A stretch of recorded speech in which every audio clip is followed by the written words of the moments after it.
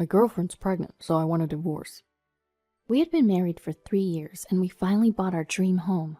Just when we thought we'd start building a happy life together in our new house, this happened. While I was excited about our new home, I couldn't believe my husband was cheating on me behind my back. I won't let him live happily ever after with his affair partner. I'll get my revenge, no matter what it takes. My name is Sophia, and I'm 28 years old. I've been married to Brian for 3 years. From the start, both of our dreams was to buy our own home. We both worked hard, saved up, and even cleared the mortgage application. Finally, we bought our long-awaited new home. The house feels a bit too big for just the two of us, but we decided to buy it now to prepare for the future. On moving day, after we'd finished bringing in all our belongings, Brian turned to me and said, Whoa, we really pulled it off, didn't we, Sophia? Yeah, we did. We've been through a lot, but it feels like our dream has finally come true. There were times when I felt like giving up, but it was our love that kept us going. Oh my gosh, stop it, I'm blushing. Even after 3 years of marriage, Brian and I could still share jokes like this.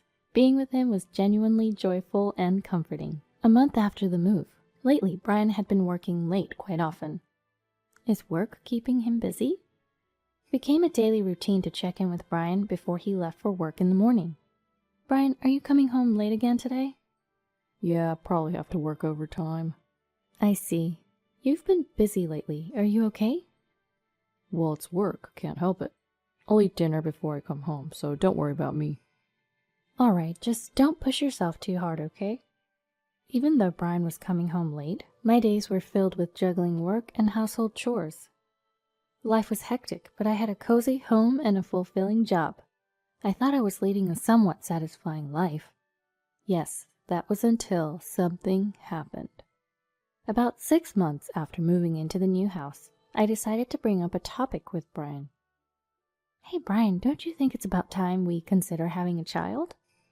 What? A child? Yeah, we've been married for quite a while now, and we've even bought a house. What do you think? Let me think. After a brief pause, Brian gave me a rather vague response. Well, having a child is a blessing, you know. Do we really need to set a timeline? That's true, but I'm almost 30, you know. Having a kid at 30 isn't uncommon these days. Let's just leave it to timing. Okay, got it. I remember how much he used to say, I want kids soon. Right after we got married. Now he seems less enthusiastic about it. Although Brian's reaction made me uneasy, I tried not to think too much about it. Then, 1 week later, I came home from work to find Brian, who's usually home after me, already there. Surprised but happy, I rushed over to Brian. Brian, you're home early today. Let's have a quiet dinner together. I'll start cooking now, so just hang tight for a bit. Before that, can we talk? What's up? Can you sit over here? Sensing a different atmosphere than usual, I sat down as instructed, but Brian seemed hesitant to speak. Growing impatient, I slowly urged Brian. Hey, what's going on? Is something wrong? I want a divorce. What? What did you just say? I'm sorry, Sophia. I know it's selfish, but I just can't go on anymore. What are you saying? Divorce? This is a joke, right? We even bought a house, and we were just talking about having kids. I felt my head go blank with the sudden news. Come on, Brian, you're joking, right? Divorce isn't something to joke about. I'm not joking, I'm serious. Why? Why would you suddenly say you want a divorce? Well, what came out of Brian's mouth was unbelievable. Chloe, the woman I've been seeing, is pregnant, so I want a divorce. Chloe? What are you talking about? I can't abandon Chloe. I'll take responsibility and marry her. I don't understand. Are you serious? Why would I joke about something like this? Just, please, let's end this. I can't believe this. I never thought my husband would cheat on me, especially when we've been so close. My hopes were shattered in an instant. Since when? How long have you been seeing her? About 6 months. No, maybe a year ago. A whole year? So you've been involved with her even before we moved into this house? Tears started to fall as I struggled to accept this harsh reality. Was it some sort of nightmare? Seeing me like this, Brian awkwardly broke the silence. I'm really sorry. It's not your fault. It's all on me. Please don't cry. What are you talking about? How can you expect me not to cry when you drop something like this on me? You're right. I thought we would be happy together. I thought this home would get livelier when we have kids in the future, and now this. Each time I spoke, the tears would not stop flowing. Brian, trying to convince me, started talking in platitudes. I still love you, Sophia, but I have to take responsibility for the child, too. I thought you would understand. Hold on, wait, do you still have feelings for me? Of course. The only person I love is you. That hasn't changed. But we don't have kids. Shouldn't we prioritize Chloe's child in this case? What was he talking about? If he loved me, he wouldn't have cheated in the first place, right? How can he claim to love me and still cheat, even getting the other woman pregnant? There was no way I could forgive such a convenient excuse. At that moment, a surge of anger, unlike anything I'd ever felt before, welled up inside me. Staying late at work, going in on days off. He was meeting Chloe during those times, wasn't he? Thinking back, there were signs of cheating from the beginning.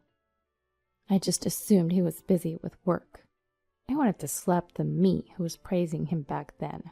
But for now, I couldn't afford to get emotional. Doing my best to calm my racing heart, I told Brian. This is all happening so fast, I can't really wrap my head around it. I need some time. Oh yeah, it makes sense. He nodded, visibly relieved. For now, let me go back to my parents' house. I'll contact you once I've sorted out my feelings. Yeah, sure, got it. By then, I left the house without looking back. I could have really gone straight to my parents' house, but I didn't want to worry them. With no other option, I checked into a hotel.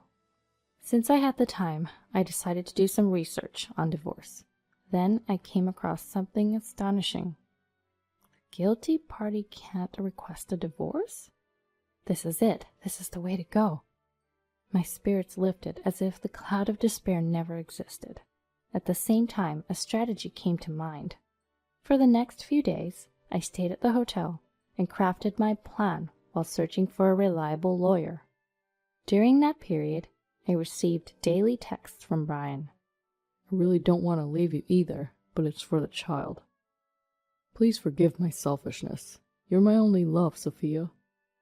I need a decision soon. I can't keep Chloe waiting, especially for the sake of the child.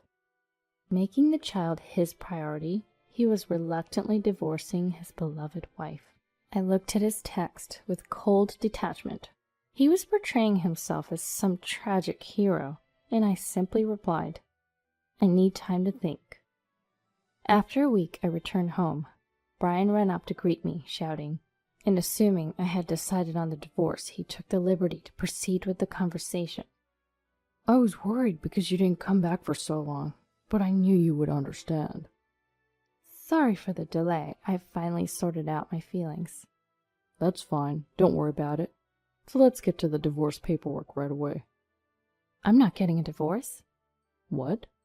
Brian's hand, holding the divorce papers, froze in midair. Aha, what are you talking about, Sophia? That's a funny joke. A joke? There's no way. I will not divorce. Not ever.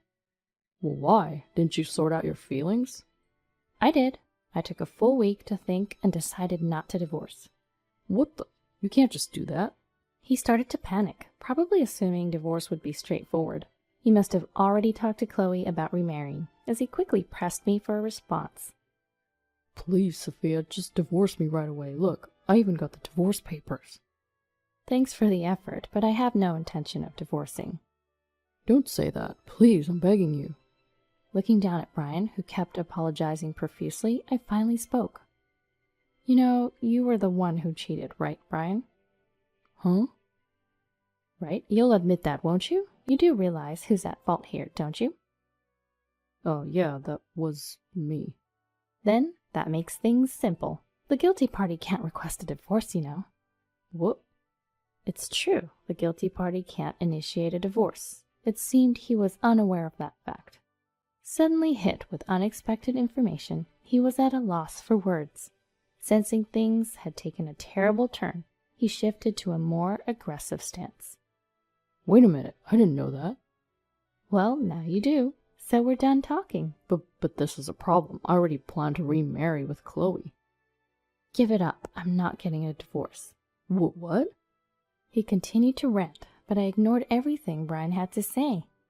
Finally, teary-eyed, he pleaded. Please.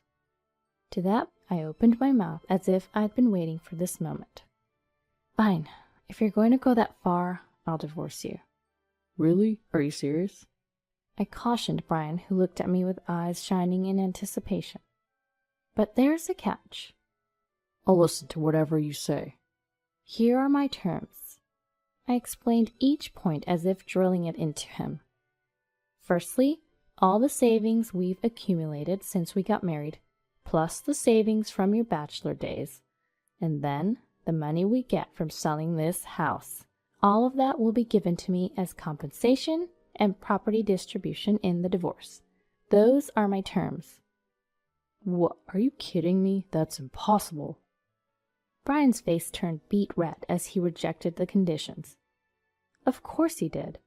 If Brian were to agree to these terms, he'd find himself not just broke, but shouldering a 30-year mortgage on a brand new house all by himself.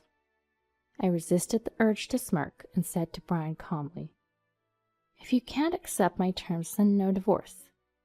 What? Are you kidding me? No one would agree to this madness.